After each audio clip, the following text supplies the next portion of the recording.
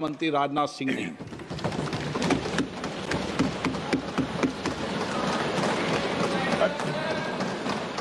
अध्यक्ष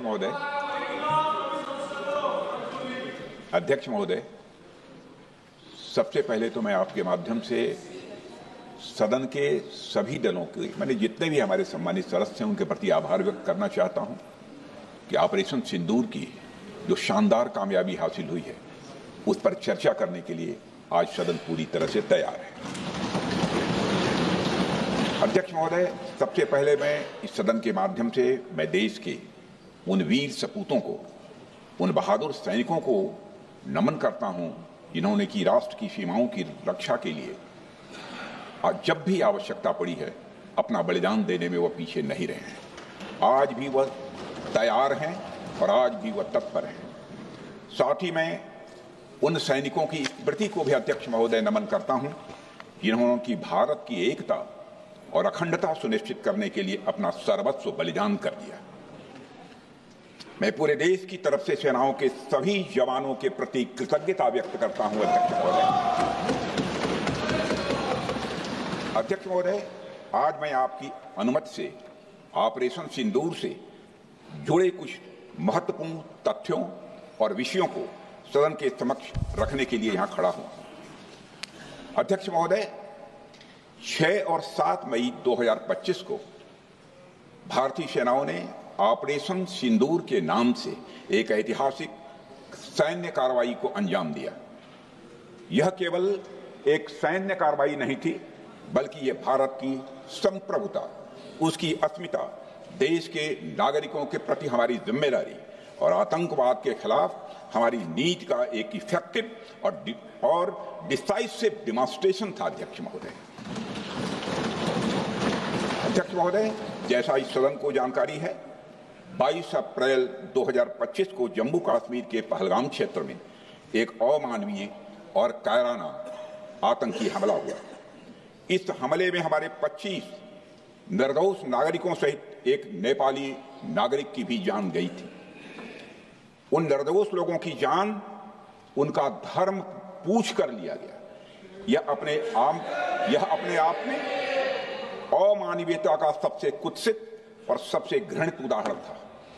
यह घटना भारत की सहन शक्ति की सीमा की भी मैं मानता हूं परीक्षा थी। अध्यक्ष महोदय, इस हमले के तुरंत बाद हमारे प्रधानमंत्री श्री नरेंद्र मोदी जी ने तीनों सेनाओं के प्रमुखों की एक उच्च स्तरीय बैठक की और उन्हें छूट दी गई कि वे अपने विवेक, स्ट्रेटेजिक अंडरस्टैंडिंग और रीजनल सिक्योरिटी सिचुएशन को ध्यान में रखते हुए वह निर्णायक कार्रवाई करें। इसके बाद हमारे सैन्य नेतृत्व ने न केवल अपनी मैच्योरिटी दिखाई बल्कि उस स्ट्रेटेजिक विजडम का भी परिचय दिया जिसकी उम्मीद भारत जैसी एक रिस्पॉन्सिबल पावर से की जाती है। अध्यक्ष महोदय, ऑपरेशन सिंदूर को अंजाम देने से पहले हमारी सेनाओं ने हर पहलू का बहुत ही गहराई के साथ अध्ययन किया। हमारे पास कई विकल्प थे लेकिन हमने उस विकल्प को चुना जिसमें आतंकवादियों और उनके ठिकानों को अधिकतम नुकसान पहुंचे और जिसमें पाकिस्तान के आम नागरिक को कोई क्षति न होने पाए, इस बात की भी हम लोगों ने चिंता की। अध्यक्ष महोदय, हमारी सेनाओं द्वारा की गई वेल कोऑर्डिनेटेड स्ट्राइक्स ने 9 टेररिस्ट इंफ्रास्ट्रक्चर टारगेट्स को प्रिसीजन के साथ, सटीकता के साथ हिट किया और इस सैन्य कार्रवाई में एक अनुमान के अनुसार 100 से अधिक आतंकवादी, मैं बहुत संभल कर बोल रहा हूं अध्यक्ष महोदय, हमारी फिगर गलत ना होने पाए, फिगर इससे बहुत अधिक है। 100 से अधिक आतंकवादी, उनके ट्रेनर, उनके प्रशिक्षक, उनके हैंडलर, लश्कर तोयबा और हिजबुल मुजाहिदीन जैसे आतंकवादी संगठनों से संबंधित थे। ये वही आतंकी संगठन हैं जिन्होंने पाकिस्तान की सेना और ISI का जिन्हें खुला समर्थन प्राप्त है। अध्यक्ष महोदय, 7 मई 2025 को रात्रि 1:05 भारतीय सशस्त्र बलों ने ऑपरेशन सिंदूर प्रारंभ किया जिसमें पाकिस्तान और पाक ऑक्युपाइड कश्मीर में भारत के खिलाफ आतंकी गतिविधियों से जुड़े 9 स्थानों को निशाना बनाया गया। इसमें पीओके के मुजफ्फराबाद में सवाई नाला और सैयदना बिलाल कैंप, कोटली में मस्जिद अब्बास व मसबर रहील शाहिद कैंप, कोटली में गुलपुर कैंप, भिम्बर में बरनाला कैंप, कोटली में अब्बास कैंप और पाकिस्तान के पंजाब प्रांत में बहावलपुर, मुहिदके और सरजाल और मेहमुना जोया शामिल थे। इनमें से 7 आतंकी शिविरों को भारतीय सेना ने पूरी तरह से नष्ट कर दिया, जबकि भारतीय वायुसेना ने मुरीदके और बहावलपुर को नेस्त नाबूद किया, जो लश्कर ए तोयबा और जैश ए मोहम्मद के केंद्र हैं। पूरा ऑपरेशन मात्र, अध्यक्ष महोदय, जानकर पूरे सदन को प्रसन्नता होगी कि विदिन 22 मिनट्स पूरा ऑपरेशन समाप्त हो गया और हमने आतंकवादियों को उनके घर में घुसकर मारा। सशस्त्र बलों ने हमारी माताओं और बहनों के सिंदूर का बदला लिया और प्रत्येक भारतीय इस भावना से ओत-प्रोत हो गया। अध्यक्ष महोदय, मैं चाहूंगा कि पूरा सदन एक बार हमारे सेना के बहादुर जवानों के शौर्य और पराक्रम का अभिनंदन करे। अध्यक्ष महोदय, यह सिंदूर की लाली शौर्य की कहानी है। यह सिंदूर की लाली शौर्य की कहानी है, भारत के मस्तक पर वीरता की निशानी है। अध्यक्ष महोदय, सेनाओं ने अंधेरी रात होने के बावजूद हमले की सफलता के स्पष्ट एविडेंस भी जुटाए हैं, साक्ष्य है हमारे पास। अध्यक्ष महोदय, हमले के कुछ ही घंटों के भीतर एक प्रेस रिलीज और मीडिया ब्रीफिंग के माध्यम से इन्हें जनता की जानकारी के लिए जारी कर दिया गया था। मुझे यह पुष्टि करते हुए गौरव की अनुभूति हो रही है कि सशस्त्र बल अपने सभी मिशन ऑब्जेक्टिव्स को पूरा करने में पूरी तरह से सक्षम रहे और साथ ही कामयाब रहे। अध्यक्ष महोदय, 7 मई 2025 को हमले माने 1:35 के तुरंत बाद भारतीय डीजीएमओ ने हॉटलाइन संदेश के माध्यम से पाकिस्तान के डीजीएमओ यानी डायरेक्टर जनरल मिलिट्री ऑपरेशन से संपर्क किया और टेरर इंफ्रास्ट्रक्चर के खिलाफ हमारे हमले के रेशनल और मेथोडोलॉजी के बारे में पूरी जानकारी दी और यह तथ्य भी बताया ये हमले एस्केलेटरी नेचर वाले नहीं थे, माने इसको हम आगे नहीं बढ़ाना चाहते। जिन मोहि मारा तीन मोहि मारे। अध्यक्ष महोदय, जिस प्रकार प्रभु हनुमान ने लंका में अपनी रणनीति बनाई थी, उसी प्रकार हमने भी उन्हीं को निशाना बनाया जिन्होंने हमें नुकसान पहुंचाया था। हालांकि पाकिस्तान ने इस रेशनल को समझने से इनकार कर दिया और अगले कुछ दिनों तक सिविलियन और सैन्य ठिकानों पर गोलीबारी करके बड़े पैमाने पर सीज फायर वायलेशन करके स्थिति को एस्केलेट करने की उसने कोशिश की। अध्यक्ष महोदय, 7-8 मई 2025 की रात को क्लियरली आइडेंटिफाइड आतंकवाद संबंधी ठिकानों पर हमारे सफल ऑपरेशन के बाद, सफल हमले के बाद पाकिस्तान ने स्थिति को एस्केलेट कर दिया और अनमैन्ड एरियल सिस्टम और अन्य साधनों का उपयोग करके भारतीय वायुसेना के बेसेस, भारतीय वायुसेना के सेंसर्स और सेना के फॉर्मेशन हेडक्वार्टर से लेकर ब्रिगेडों तक पर भी उसने हमला कर दिया। हालांकि हमारी इंटीग्रेटेड एयर डिफेंस ग्रिड और काउंटर यूएस ग्रिड ने इन हमलों को सफलतापूर्वक विफल कर दिया। अध्यक्ष महोदय, यस-400 यमारसैन आकाश मिसाइल सिस्टम और एयर डिफेंस गन्स बहुत प्रभावी साबित हुई हैं। अध्यक्ष महोदय, इस एस्केलेशन पर हमारा जवाबी हमला स्विफ्ट, प्रोपोर्शनेट और नवातुला था। अध्यक्ष महोदय, जिसमें 8 मई 2025 को केवल चुनिंदा पाकिस्तानी एयर डिफेंस सिस्टम और सेंसर नेटवर्क को प्रिसीजन गाइडेड मिशन द्वारा म्यूनिशंस द्वारा जो है टारगेट किया गया। अध्यक्ष महोदय, हमारी कार्रवाई पूरी तरह से सेल्फ डिफेंस में थी, न तो वह प्रोवोकेटिव थी और न तो एक्सपेंशनिस्ट थी। पाक द्वारा ये हमले 7 मई 25 से लगातार चले और 10 मई 2025 को रात लगभग 1:30 पर पाकिस्तान ने बड़े पैमाने पर भारत के ऊपर मिसाइल, ड्रोन, रॉकेट और अन्य लॉन्ग रेंज वेपन्स का इस्तेमाल किया।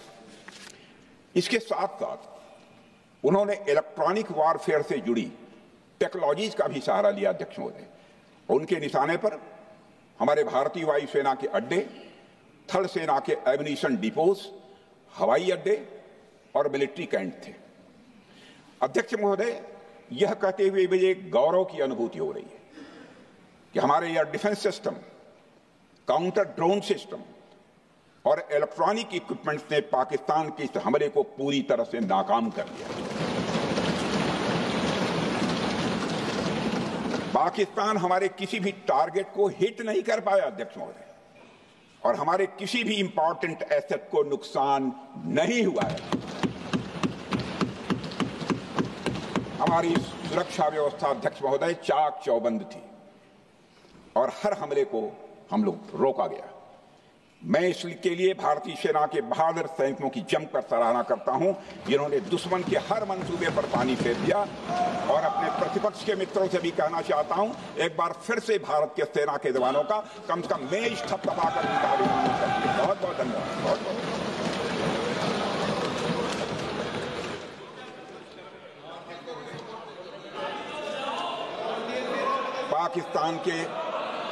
पाकिस्तान के इस हमले के जवाब में हमारी कार्रवाई साहसिक थी, ठोस थी और प्रभावी थी।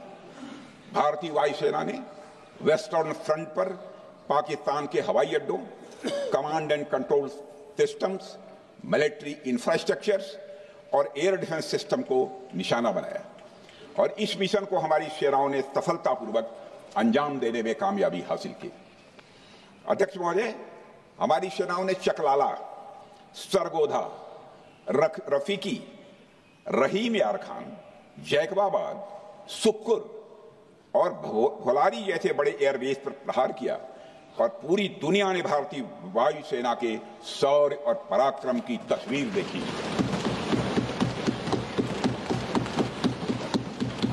अध्यक्ष महोदय, ऑपरेशन सिंदूर ट्राई सर्विसेज कोऑर्डिनेशन का एक बेमिसाल उदाहरण था। जब भारतीय वायुसेना ने आसमान से हमले किए, हमारी थल सेना ने जमीन पर मोर्चा संभाल लिया।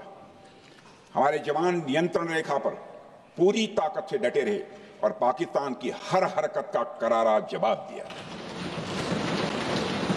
अध्यक्ष महोदय, भारतीय नौसेना ने भी, लोग पूछते हैं भारतीय नौसेना का क्या रोल था, भारतीय नौसेना ने भी उत्तरी अरब सागर में अपनी तैनाती मजबूत कर दी।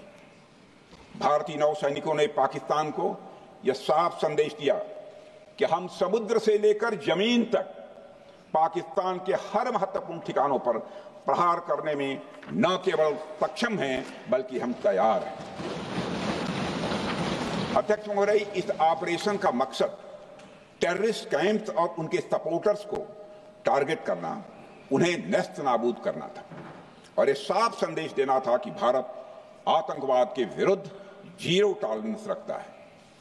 भारत ने कार्रवाई इसलिए रोकी क्योंकि कॉन्फ्लिक्ट के पहले और उसके दौरान जो भी पॉलिटिकल और मिलिट्री ऑब्जेक्टिव्स तय किए गए थे, उसे हम पूरी तरह से हासिल कर चुके थे।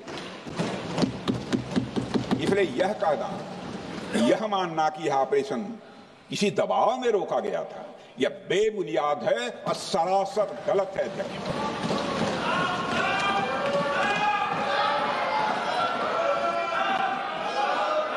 मैं सदन को फिर से आश्वस्त करना चाहता हूं, अपने राजनीतिक जीवन में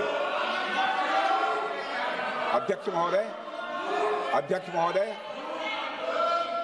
मैं आपके माध्यम से सदन को आश्वस्त करना चाहता हूं, अपने राजनीतिक जीवन में जानबूझकर कभी भी असत्य न बोलूं, इसकी भरपूर कोशिश की है मैंने, चाहे सदन हो अथवा सदन के बाहर। अध्यक्ष महोदय, मैं आपके माध्यम से सदन को यह भी अवगत कराना चाहता हूं,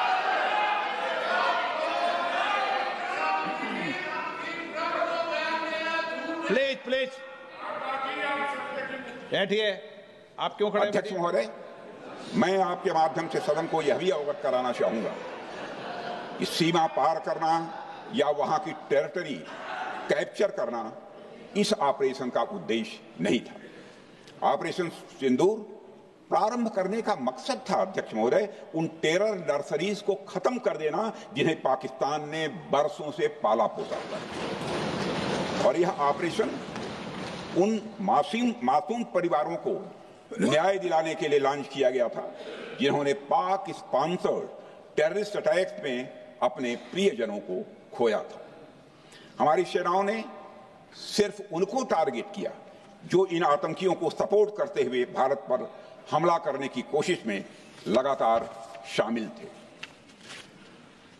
अध्यक्ष महोदय, ऑपरेशन सिंदूर का ओवरऑल पॉलिटिको मिलिट्री ऑब्जेक्टिव यह था कि आतंकवाद के रूप में प्रॉक्सी वार लड़ रहे पाकिस्तान को सजा दी जाए और इसी वजह से आर्म्ड फोर्सेस को पूरी आजादी दी गई थी कि वो अपने टारगेट खुद चुने और करारा जवाब दें।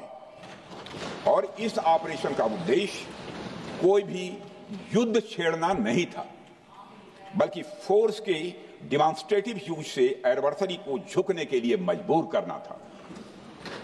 10 मई की सुबह जब भारतीय वायुसेना ने पाकिस्तान की मल्टीपल एयरफील्ड्स पर करारा प्रहार किया तो पाकिस्तान ने हार मान ली है अध्यक्ष महोदय, और हॉस्टिलिटी रोकने की कोशिश की। अब रोक दीजिए महाराज। उन्होंने एक कोशिश की, हमारे डीएमओ से बात की, महाराज अब रोक दीजिए, बहुत हो गया। यह पेशकश इस कैबिनेट के साथ स्वीकार की गई थी।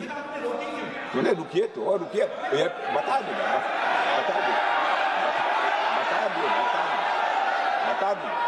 अब बैठ आपको मौका मिलेगा। यह क्यों रुका, इसका पहले ही मैं पूरी तरह से वर्णन कर चुका हूं अध्यक्ष महोदय। मैं नेता प्रतिपक्ष को बहुत सम्मान के साथ कहना चाहता हूं कि कृपया एक बार मेरा पूरा भाषण पूछ लें। आपको प्रश्न पूछने की पूरी आजादी है, आप पूछ सकते हैं, मैं उसका उत्तर दूंगा। अध्यक्ष महोदय, 10 मई की सुबह जब भारतीय वायुसेना ने पाकिस्तान की मल्टीपल एयरफील्ड्स पर करारा प्रहार किया तो पाकिस्तान ने हार मान ली और हॉस्टिलिटी रोकने की उन्होंने पेशकश की। यह पेशकश इस कैबिनेट के साथ स्वीकार की गई हम लोगों के द्वारा कि यह ऑपरेशन केवल पाज किया गया है, स्थगित किया गया है। यह ऑपरेशन समाप्त नहीं हुआ है अध्यक्ष महोदय। अगर पाकिस्तान की ओर से भविष्य में कोई भी मिस एडवेंचर हुआ तो यह ऑपरेशन अध्यक्ष महोदय, मैं सदन को आश्वस्त करना चाहता हूं, दोबारा प्रारंभ हो।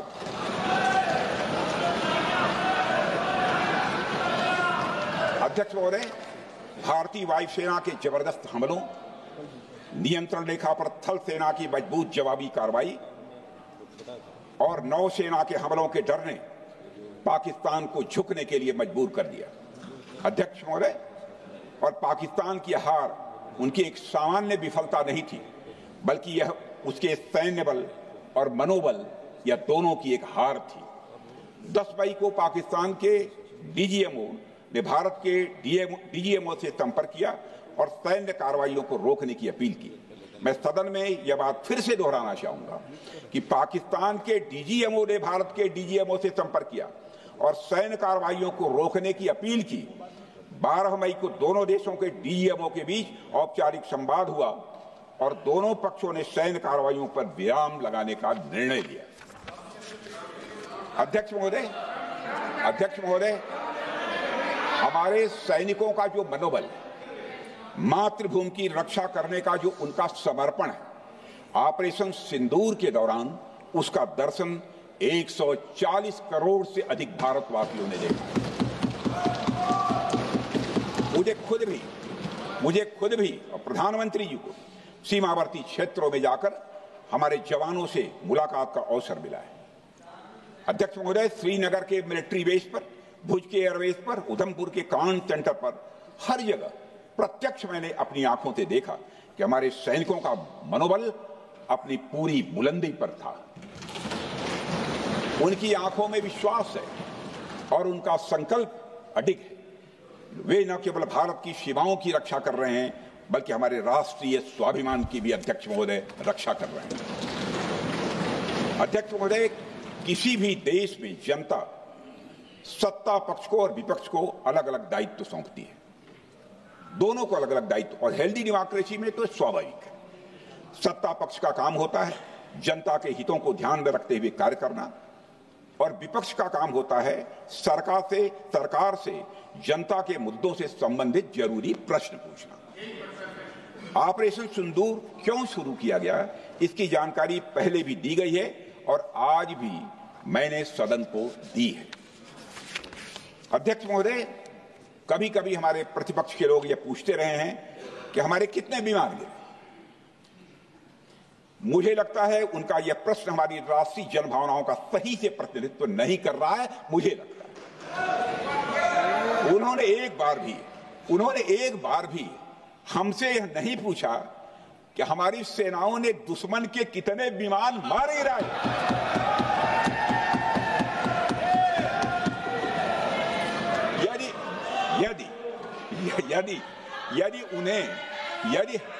यदि उन्हें प्रश्न पूछना ही है अध्यक्ष महोदय, तो उनका प्रश्न यह होना चाहिए, क्या भारत ने आतंकवादी ठिकानों को तबाह किया?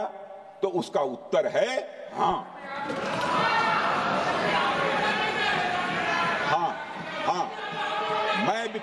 मैं विपक्ष के सम्मानित साथियों से कहना चाहता हूं कि आपको प्रश्न पूछना है तो यह प्रश्न पूछिए, क्या ऑपरेशन सिंदूर सफल रहा? तो उसका उत्तर है हाँ।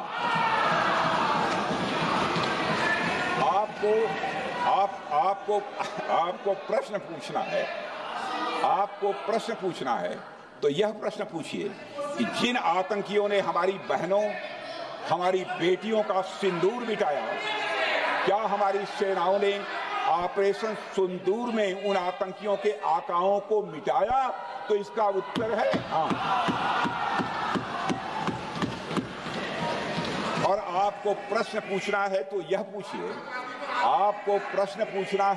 पूछिए कि इस ऑपरेशन में क्या हमारे जाबाज सैनिकों को कोई क्षति हुई है? तो उसका उत्तर है नहीं। अध्यक्ष महोदय, लक्ष्य जब बड़े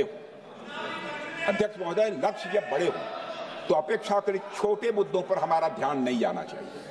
लक्ष्य बड़े हों तो छोटे मुद्दों पर, अपेक्षाकृत जो छोटे मुद्दे होते हैं कंपैरेटिवली, उन पर ध्यान नहीं जाना चाहिए, क्योंकि छोटे मुद्दों पर ही ध्यान देते रहने से देश की सुरक्षा और सैनिकों के सम्मान और उत्साह जैसे बड़े मुद्दों से ध्यान हट सकता है, जैसा कि विपक्ष के हमारे कुछ साथियों के साथ हो रहा है।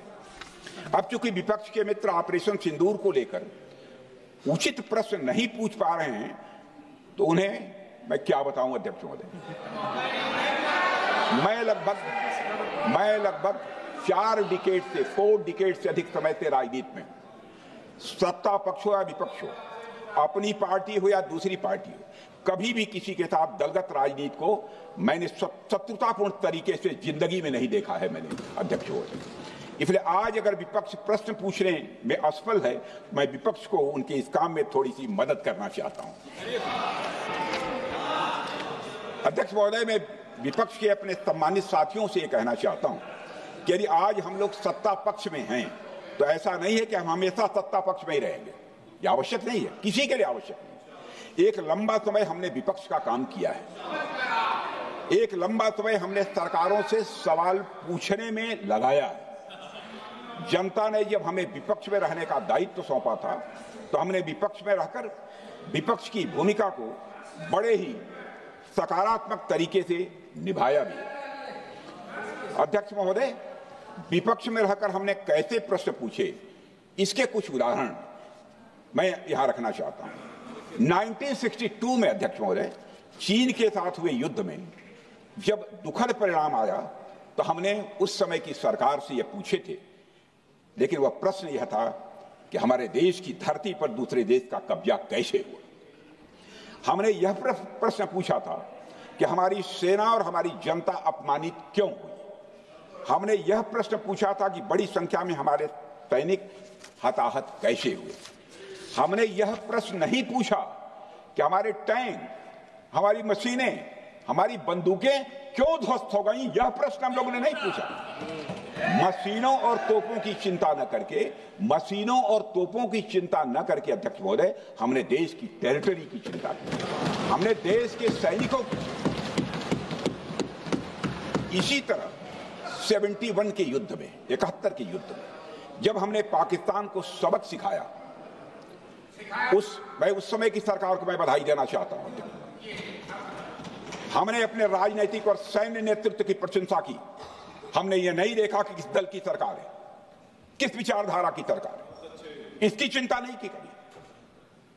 हमारे नेता अटल बिहारी वाजपेयी ने संसद में खड़े होकर उस समय के नेतृत्व की प्रशंसा की थी। हमने इस बात की खुशी जाहिर कि हमने अपने शत्रु को सबक सिखाया।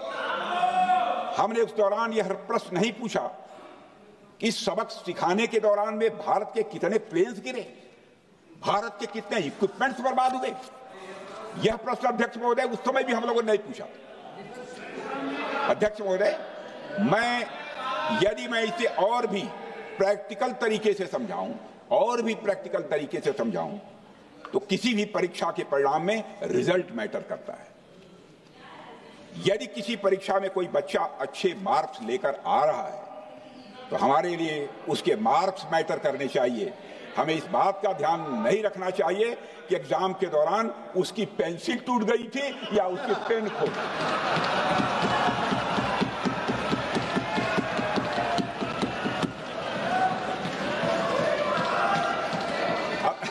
अध्यक्ष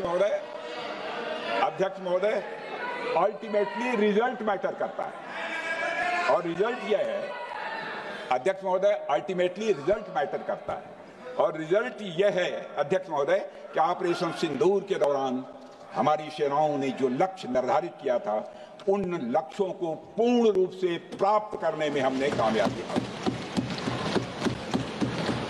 अध्यक्ष महोदय, भारत हमेशा से पाकिस्तान सहित अपने पड़ोसी देशों से मित्रता और सौहार्द सहयोगपूर्ण संबंध का सदैव इच्छुक रहा है।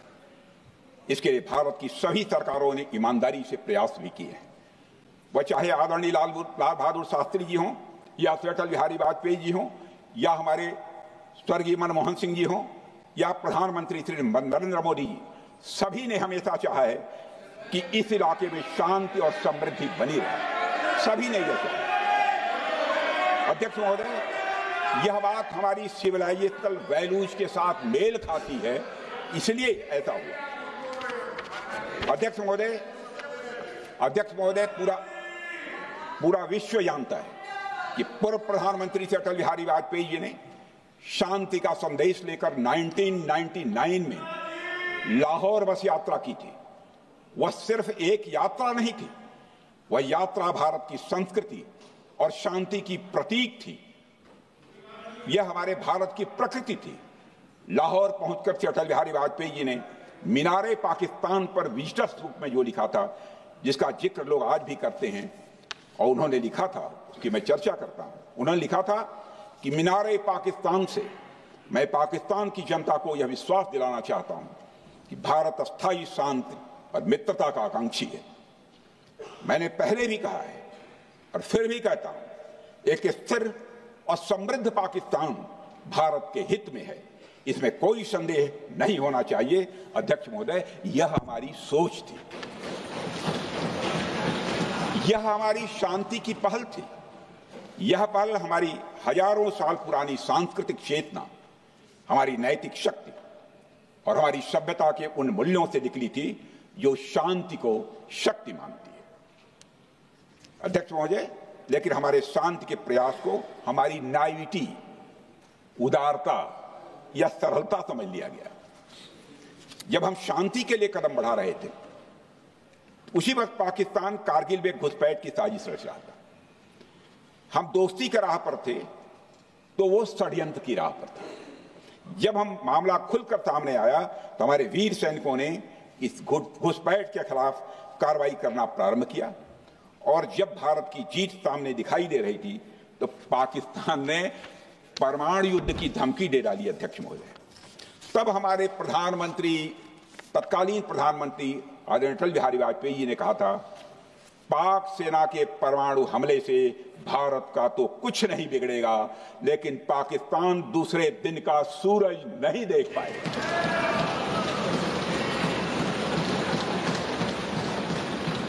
यानी अटल जी जो शांति का पैगाम लेकर गए, वही अटल जी शक्ति का भी परिचय देने में तनिक भी नहीं हिचके। यही है भारत। अध्यक्ष महोदय, यह सामर्थ्य का उद्घोष था।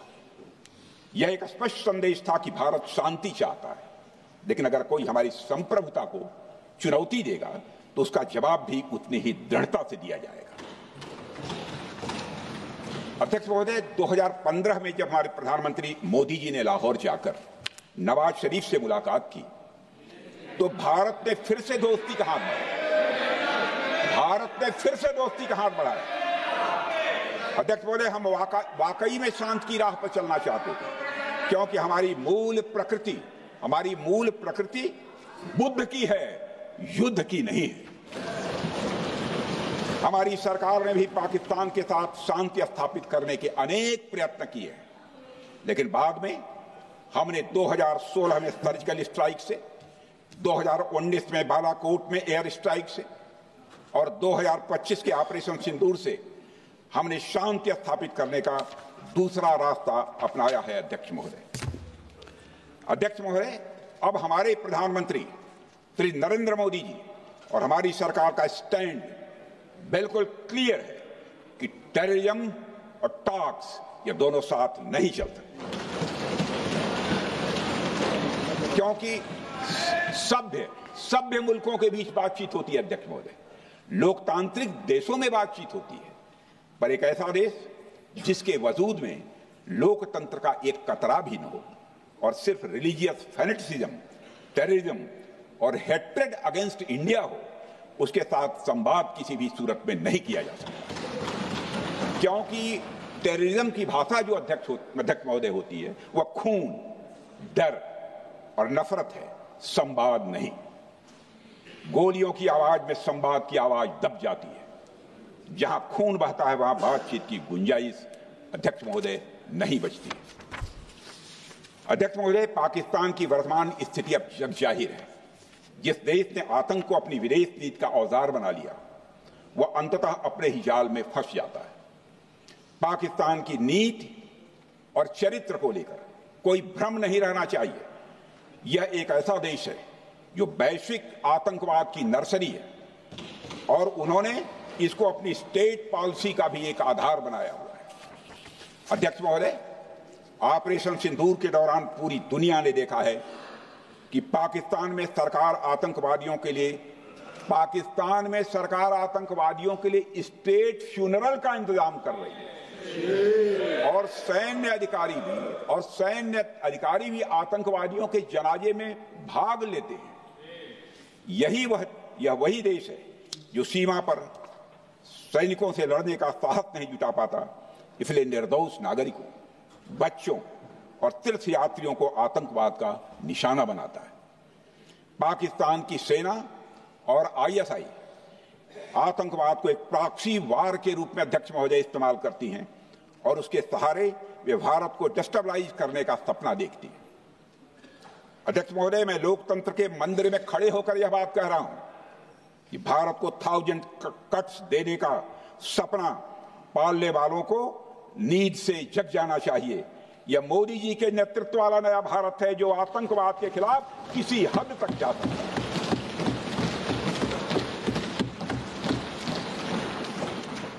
अध्यक्ष महोदय, आप भारत का इतिहास जानते हैं। देखिए, हमने कभी भी किसी की 1 इंच जमीन पर आज तक कभी कब्जा नहीं किया है। हम यह भी जानते हैं कि युद्ध अपनी बराबरी वालों से करना चाहिए। ऐसा गोस्वामी तुलसीदास जी ने लिखा है और गोस्वामी तुलसीदास जी कहते हैं कि नीति ऐसी ही होनी चाहिए, प्रीति और बैर बराबरी वाले से ही करनी चाहिए। शेर यदि मेढकों को मारे तो उसका बहुत अच्छा संदेश नहीं आता है अध्यक्ष महोदय। और अध्यक्ष महोदय, हमारे देश की सेना शेर है।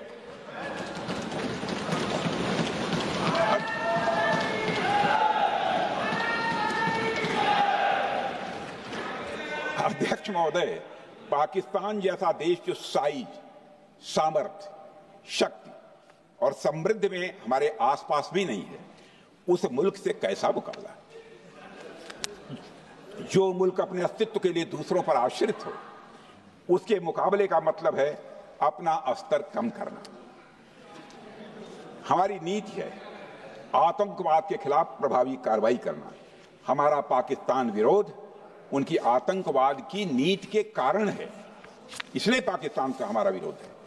अध्यक्ष महोदय, हम अगर शांति की आशा के लिए हाथ बढ़ाना जानते हैं तो अशांति फैलाने वाले हाथों को उखाड़ना भी जानते हैं। अध्यक्ष महोदय, अगर शांति के प्रयास करना हम जानते हैं तो दुष्टों को जो भाषा समझ में आए उसी भाषा में समझाना भी जानते हैं। सठे साठ्यम समाचरित, अर्थात दुष्ट के साथ दुष्टता का ही व्यवहार करना पड़ता है कभी कभी। अध्यक्ष महोदय, हमने भगवान कृष्ण से सीखा है कि शिशुपाल की 100 गलतियां माफ की जा सकती हैं, पर अंत में धर्म की रक्षा के लिए सुदर्शन चक्र उठाना ही पड़ता है। हमने पार्लियामेंट का अटैक सहा है अध्यक्ष महोदय, 2008 का मुंबई अटैक सहा है, झेला है, लेकिन अब हमने कह दिया है इनफ इज इनफ। अब हमने सुदर्शन चक्र उठा लिया है अध्यक्ष महोदय। अध्यक्ष महोदय, हमारी प्रवृत्ति भगवान राम और भगवान कृष्ण से प्रेरित है, जो हमें शौर्य भी सिखाती है और धैर्य भी सिखाती है। इस सीख का अध्यक्ष महोदय, इस सीख का हम प्रधानमंत्री नरेंद्र मोदी जी के नेतृत्व में हमारी विदेश और अपनी रक्षा नीति में सीधा प्रयोग कर रहे हैं। आज भारत पहले दोस्ती का हाथ बढ़ाता है, लेकिन अगर कोई देश धोखा दे तो उसकी कलाई भी मरोड़ना जानता है। अध्यक्ष महोदय, हमारी नीति स्पष्ट है कि हमने एक समय लाहौर बस यात्रा की भाषा में बात की थी, तो पाकिस्तान ने हमारी उस भाषा को नहीं समझा, तो अब हम उन्हें बालाकोट स्ट्राइक की भाषा में जवाब देंगे। अध्यक्ष महोदय, भारत के लिए शांति हमारी प्रायोरिटी है, हमारी प्राथमिकता है और हमारी शक्ति उसका आधार है। भारत के लिए शांति प्राथमिकता है और हमारी शक्ति उसका आधार है। यह शक्ति हमारे सामर्थ्य से पैदा हुई है अध्यक्ष महोदय, और यह सामर्थ्य पिछले 11 साल में कई गुना बढ़ गया है। मैं ये नहीं कहता हूं पहले नहीं था, पहले था, लेकिन अब कई गुना बढ़ गया। आज भारत विश्व की चौथी सबसे बड़ी अर्थव्यवस्था है और अभी आई मॉर्गन स्टैनली के रिपोर्ट के मुताबिक 2028 तक विश्व की तीसरी सबसे बड़ी अर्थव्यवस्था बनने की ओर भारत चल रहा है। अध्यक्ष महोदय, आर्थिक उन्नति के साथ साथ भारत के रक्षा क्षेत्र में 2014 से उल्लेखनीय परिवर्तन, रिमार्केबल चेंज आया है। आज का भारत डिफेंस सेक्टर में आत्मनिर्भरता, सेल्फ रिलायंस और स्वदेशी उत्पादन की दिशा में तेजी से आगे बढ़ रहा है। अध्यक्ष महोदय, आज हम हर दृष्टि से समर्थ भी हैं और सक्षम भी हैं। अध्यक्ष महोदय, मैं सदन को यह भी जानकारी देना चाहता हूं, उसके बाद जब प्रश्न पूछा गया हमारे सारे चीफ से, सीडीएफ से, डिफेंस सेक्रेटरी से, क्या ऑपरेशन के लिए तैयार हैं, क्षण भर की देर नहीं लगाई, सबने बोला यस सर। अध्यक्ष महोदय, ऑपरेशन सिंदूर हमारे सामर्थ्य का ही प्रतीक था, जिसमें हमने दिखा दिया कि अगर कोई हमारे नागरिकों को मारेगा तो भारत चुप नहीं बैठेगा। भारत की आत्मरक्षा के लिए हमारा राजनीतिक तंत्र और नेतृत्व बिना किसी दबाव के काम करेगा। हमारी मिसाइल फिजिकल सीमाएं लांघेंगी अध्यक्ष महोदय, और हमारे वीर सैनिक दुश्मन की कमर तोड़ेंगे। अध्यक्ष महोदय, हम आतंकवाद को उसके हर रूप और स्वरूप में पूरी तरह समाप्त करने के लिए पूरी तरह से प्रतिबद्ध हैं, और इस संदर्भ में हमें एक महत्वपूर्ण बात समझनी होगी। Pakistan sponsored terrorism is not random madness, there is a method in this madness. यह एक सुनियोजित रणनीति है, यह एक फंडामेंटल रेज है। अध्यक्ष महोदय, प्रसिद्ध लेखक वीएस नायपाल ने सही कहा था, पाकिस्तान में होना एक ऐसी अल्टरनेट और कंट्रास्टिंग रियलिटी है, where war is peace, freedom is slavery, ignorance is strength, यानी यहां युद्ध ही शांति है, गुलामी ही स्वतंत्रता है और जिहालत यानी अज्ञानता ही ताकत है। अध्यक्ष महोदय, इसलिए पाकिस्तान द्वारा प्रायोजित आतंकवाद कोई पागलपन नहीं है। पाकिस्तान द्वारा प्रायोजित आतंकवाद कोई पागलपन नहीं है, यह एक सोची समझी साजिश का हिस्सा है। यह एक ऐसी प्रक्रिया है जो आतंक को एक पॉलिटिकल टूल की तरह इस्तेमाल करती है। यह सिर्फ आतंकवाद नहीं, यह एक टूल किट है, एक ऐसा टूल किट जिसे पाकिस्तान की सेना और उसकी एजेंसियां एक नीति की तरह अपनाए हुए हैं। This tool kit is an opposition to civilized code of conduct that the rest of the world prefers to abide by। यानी यह टूल किट उस सिविलाइज्ड कोड ऑफ कंडक्ट के खिलाफ है जिसे दुनिया का हर जिम्मेदार देश मानता है। अध्यक्ष महोदय, यह एक ऐसी कट्टरपंथी सोच की उपज है जिसमें सहिष्णुता के लिए कोई जगह नहीं। हमारा पाकिस्तान के साथ कोई सीमा का संघर्ष नहीं है अध्यक्ष महोदय, बल्कि यह सभ्यता बनाम बर्बरता का संघर्ष है। सभ्यता बनाम बर्बरता का संघर्ष। पाकिस्तान के हुक्मरान जानते हैं कि उनके सैनिक युद्ध के मैदान में भारत से नहीं जीत सकते, इसलिए वे आतंक को पालते हैं, पालते ही नहीं उन्हें प्रशिक्षण देते हैं और फिर दुनिया के सामने खड़े होकर निर्दोष बनने की कोशिश करते हैं। अध्यक्ष महोदय, पाकिस्तान दोहरे मापदंड और झूठ की बुनियाद पर खड़ा हुआ एक ऐसा देश है जो अब फेल्ड स्टेट के तौर पर देखा जा रहा है। भारत ने ऑपरेशन सिंदूर के जरिए पूरी दुनिया को दिखा दिया है कि हम इस आतंकवाद के गंदे खेल को जड़ से एक समाप्त करने का संकल्प ले चुके हैं। अध्यक्ष महोदय, जब अटल जी प्रधानमंत्री थे तब पाकिस्तान के साथ कंबोजिट डायलॉग के लिए भारत की शर्त थी कि पाकिस्तान अपनी जमीन का प्रयोग भारत के खिलाफ टेररिज्म फैलाने के लिए नहीं करेगा। एक कंपोजिट डायलॉग के लिए भारत की शर्त थी, जिसे पाकिस्तान ने भी मान लिया था उसमें। लेकिन दुर्भाग्य से 2009 में शर्म शेख में तत्कालीन सरकार ने एक बड़ी भूल की, जब कंपोजिट डायलॉग प्रोसेस से पाकिस्तान प्रायोजित आतंकवाद को डीलिंक कर दिया गया।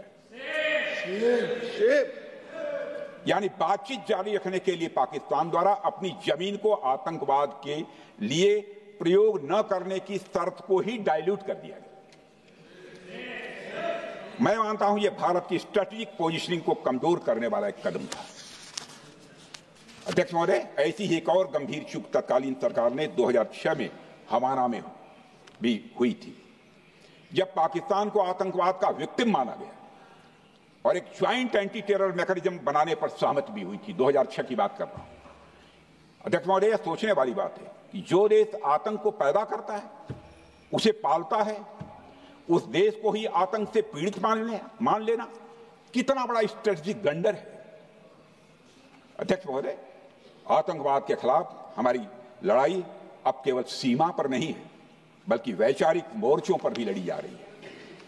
इसी उद्देश्य से प्रधानमंत्री जी कई हाई लेवल डेलीगेशंस का गठन भी उन्होंने किया था, जिसमें हमारे लगभग अधिकांश दलों के सम्मानित सदस्य उसमें शामिल थे। उसमें विभिन्न राजनीतिक दलों के रिप्रेजेंटेटिव शामिल थे और सचमुच इस समिति ने वैश्विक मंचों पर जाकर भारत की बात बहुत ही प्रभावी तरीके से रखी और आतंकवाद के विरुद्ध वैश्विक समर्थन को उन्होंने मजबूत किया। अध्यक्ष महोदय, मैं उन सभी डेलीगेशन के सम्मानित सदस्यों के प्रति शीश झुकाकर आभार व्यक्त करना चाहता हूं, जिन्होंने भारत का आतंकवाद के खिलाफ स्टैंड तथा जीरो टॉलरेंस की पॉलिसी और ऑपरेशन सिंदूर के बारे में दुनिया के देशों को सही तरीके से अवगत कराया, प्रभावी तरीके से अवगत कराया। अध्यक्ष महोदय, ऑपरेशन सिंदूर को लेकर सर्वदलीय बैठक भी हुई। I am very happy to tell the house I am very happy to tell the House that during Operation Sindoor, all the political parties of the country kept aside all ideologies and differences and showed solidarity with the nation, with the soldiers and with the government. फिर इसके लिए आभार व्यक्त करता हूं। मुझे लगता है यही इस देश के लोकतंत्र की खूबसूरती है। अध्यक्ष महोदय, जैसा कि हमारे माननीय प्रधानमंत्री मोदी जी ने भी कहा है कि ऑपरेशन सिंदूर अभी रुका है, समाप्त नहीं हुआ है। यदि आवश्यकता पड़ी, यदि पाकिस्तान फिर किसी नापाक हरकत की कोशिश करता है तो हम और भी कठोर और निर्णायक कार्रवाई करने के लिए तैयार हैं। अध्यक्ष महोदय, ऑपरेशन सिंदूर के माध्यम से पाकिस्तान के मन में भारत को लेकर जो बहुत बड़ी गलतफहमी थी वह हमने दूर कर दी है। और यदि दूर थोड़ी बहुत बची यदि भई होगी तो उसको भी दूर कर देंगे। अध्यक्ष महोदय, मुझे महाकवि राष्ट्र कवि रामधारी सिंह जी दिनकर की कुछ पंक्तियां याद आती हैं। अध्यक्ष महोदय, क्षमाशील हो रिपु समक्ष, क्षमाशील हो रिपु समक्ष, तुम हुए विनत जितना ही, दुष्ट कौरवों ने तुमको कायर समझा उतना ही। अध्यक्ष महोदय, भारत ने न केवल अपनी सैन्य क्षमता का प्रदर्शन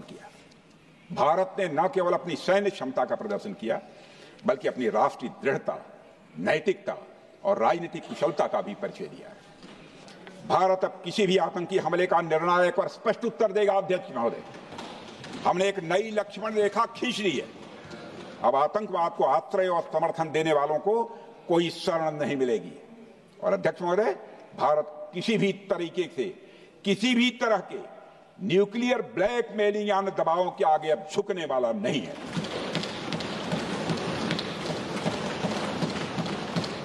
अध्यक्ष महोदय, ऑपरेशन सिंदूर के माध्यम से जो हमने किया और उससे पहले सर्जिकल स्ट्राइक और एयर स्ट्राइक के जरिए जो संदेश दिया गया वह बहुत पहले ही हो जाना चाहिए, लेकिन जो होता है समय पर ही होता है। अध्यक्ष महोदय, हमारी सरकार ने आतंकवाद के खिलाफ हमारी जीरो टॉलरेंस की नीति को दुनिया के हर मंच पर पूरी तरह से स्पष्ट कर दिया है और हम उस पर कोई समझौता किसी भी सूरत में नहीं करने वाले हैं। अभी कुछ सप्ताह पहले मुझे शंघाई कोऑपरेशन ऑर्गेनाइजेशन की डिफेंस मिनिस्टर्स मीटिंग में जाने का अवसर मिला था। वहां जो डिक्लेरेशन तैयार किया जा रहा था उसमें आतंकवाद पर भारत का स्टैंड डाइल्यूट हो रहा था। हमने साफ कह दिया कि जब तक आतंकवाद के मुद्दे पर भारत का स्टैंड रखा नहीं जाएगा हम किसी ज्वाइंट स्टेटमेंट पर साइन नहीं करेंगे और इसकी वजह से वहां कोई ज्वाइंट स्टेटमेंट नहीं आया। अध्यक्ष महोदय, इसका परिणाम क्या? अब देखिए, हमारे प्रधानमंत्री जी ब्रिक्स की बैठक में ब्राजील गए, करिश्मा किया है हमारे प्रधानमंत्री। तो चीन की मौजूदगी में जो ज्वाइंट डिक्लेरेशन आया उसमें जम्मू व कश्मीर में हुए आतंकी हमले को कंडेम भी किया गया। यह प्रधानमंत्री ने करिश्मा करके दिखाया, यानी भारत की बात अंततः मानी गई। और यह ब्रिक्स सम्मेलन के इतिहास में पहली बार हुआ जब जम्मू एवं कश्मीर में हुए किसी आतंकी घटना को खुलकर कंडेम किया गया। मैं इस सदन को याद दिलाना चाहता हूं, 2008 में मुंबई में इतनी बड़ी आतंकी घटना हुई, मगर उस समय की सरकार को जो प्रभावी कार्रवाई करनी चाहिए थी वो शायद नहीं हो पाई। लेकिन उसमें सबसे दुखद और आश्चर्य की बात है, कई वर्ल्ड फोरम, इंटरनेशनल फोरम पर जो उसका कंडेमनेशन होना चाहिए, जो उसकी निंदा की जानी चाहिए, वह भी जितना होना चाहिए नहीं हो पाया। अध्यक्ष, यदि आप उस घटना के बाद हुए ब्रिक्स सम्मेलन के डॉक्यूमेंट्स उठाकर देख लीजिए, मुंबई आतंकी हमले का कहीं जिक्र भी नहीं है। और अध्यक्ष महोदय, जब केंद्र में प्रधानमंत्री मोदी जी के नेतृत्व में सरकार बनी तब जाकर कहीं के हालात कुछ बदलने शुरू हुए और साल 2017 में हुए ब्रिक्स सम्मेलन में पहली बार 2017 में हुए ब्रिक्स सम्मेलन में पहली बार आतंकवाद से लश्कर और जैश जैसे आतंकवादी संगठनों को जोड़ा गया। यह भी अपने में करिश्माई काम था। यह परिस्थिति इसलिए बनी क्योंकि इसके ठीक एक साल पहले उरी की घटना के भारत की सेनाओं ने सीमा पर जाकर सर्जिकल स्ट्राइक की थी। हमने दुनिया को बताया कि आतंकवाद के खिलाफ हम सरहद के इस पार भी मारेंगे और जरूरत पड़ी तो आतंकियों के घर में घुसकर भी मारेंगे। यह बदलाव प्रधानमंत्री मोदी जी के नेतृत्व में आया है। अध्यक्ष महोदय, यह वही नीति है जो पहले की सरकारों को भी अपनानी चाहिए थी। उन सरकारों को जिनके शासनकाल में भारत ने सबसे भीषण आतंकी हमलों का सामना किया, जिनमें 2008 का मुंबई हमला आज भी हर हिंदुस्तानी के जेहन में बैठा हुआ है, जिंदा है, एक न भूलने वाली त्रासदी के रूप में जिंदा है। अध्यक्ष महोदय, मैं श्री प्रणब मुखर्जी जी ने अपनी किताब द कोलिशन ईयर्स में लिखा है, मेरे पास है भी, कोलिशन ईयर्स में लिखा है कि जब मुंबई अटैक हुआ था, प्रणोदा ने लिखा है, जब मुंबई अटैक हुआ था, India had evidence that the terrorist came from Karachi port. Pakistan के नॉन स्टेट एक्टर्स के बहाने पूरी दुनिया में, नॉन स्टेट एक्टर्स के बहाने को पूरी दुनिया में कोई मान नहीं रहा था। उन्होंने लिखा है प्रणोदा ने, and I quote, amid heated debates within the cabinet, there was a demand for military intervention which I rejected. यह उन्होंने लिखा, मैंने नहीं लिखा है, unquote. अध्यक्ष महोदय, भारतीय विदेश सेवा के एक वरिष्ठ अधिकारी ने भी अपनी किताब में इस बात की पुष्टि की है, जिनका नाम है अजय विसारिया, और वो शायद फॉरेन सेक्रेटरी थे, कि मुंबई हमले के तुरंत बाद एक उच्च स्तरीय बैठक हुई थी जिसमें तत्कालीन विदेश मंत्री प्रणोदा ने पूछा what should be done.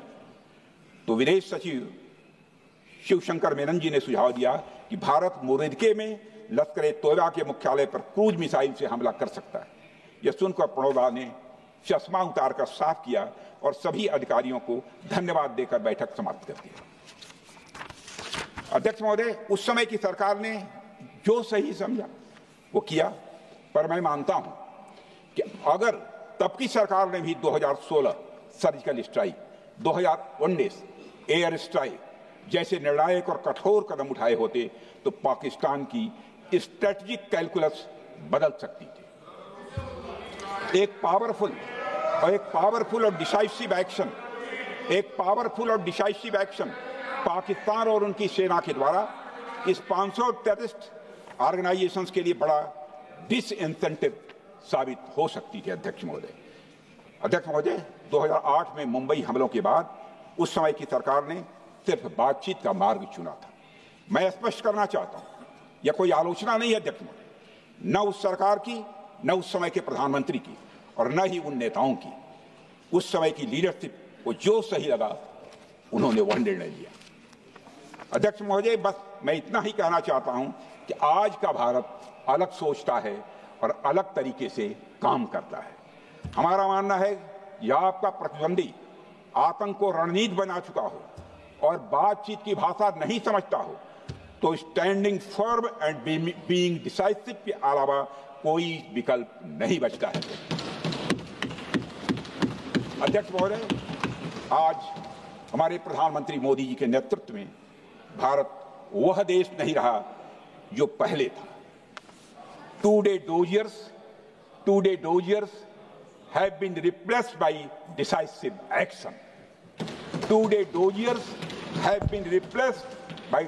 action. आज भारत सहता नहीं है, भारत जवाब देता है। अध्यक्ष महोदय, आज भारत आतंक की जड़ तक जाता है और उसे उखाड़ फेंकने का सामर्थ्य रखता है।